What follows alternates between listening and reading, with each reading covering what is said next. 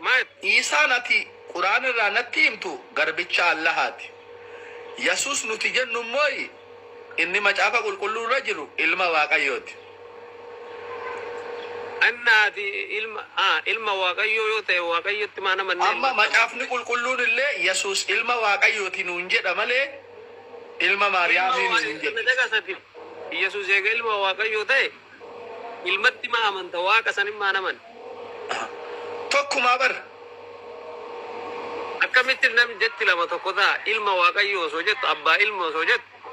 abbaa dhistee ilmatti akkamitti aman jarri tokkumaan siin jedhe bar tokko hin jedhamu ka tokko hin ta'u jechi tokko akkamitti jechi lama akkamitti tokko ta'a ilma abbaan tokko jedhama ibsa mee waan takka si gaafadhu anaa fi faazariin kiyya tokko akkasitti nu batin dubbiin akkasii kan siin jedha kanaafiyyuu maal siin jedha beektaa yaan sin anatto soora manni dur abbaa kiyyatti amanii jechuu kun amma sii galee mikniyaatuma an abbaa kiyyarraan dhufu waan ta'eef isan na dura jira waan ta'eef kanaafuu atiin ilma dhiisi abbatti aman akka ilmatti amannuuf waaqayyoon biyya lafaatiif nuu kenne sii galeera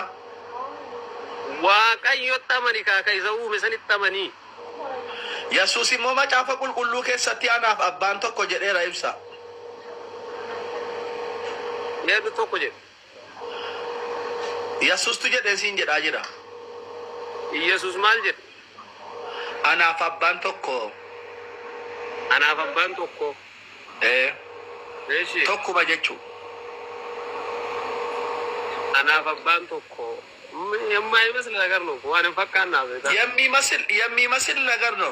bar amma kuni ati waan itti amanuun barbaanneef yookiin ati waan kiristaanan taaneef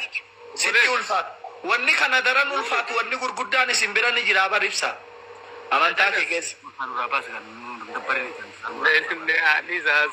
maaliifin baa wal barsiisuu jira bar ችግር የለም ሀሰይ ሪስፔክቲ ወል ጎርሱ jira maaliifin baa ani samanti amma ibsame me waan takka qofaan si hojii manaa takkan sii kenna quraanni jecha eenyuuti jettee amanta ibsa jecha waaqaa jecha allahati ayye quraanni eega jecha allahati ta'e waan laman siima tokkoffaa bakka tokkotti quraana keessaa quraanni kun jecha kooti ka rabbi jedhe hin jiru inni lammaffaa ammoo innahu laqawlu rasuulin kariim jechuu maal jechuu hiikaasanii beektaa awo baay'ee haasoo tasiidhaa obboleessaa kiraa jedhaa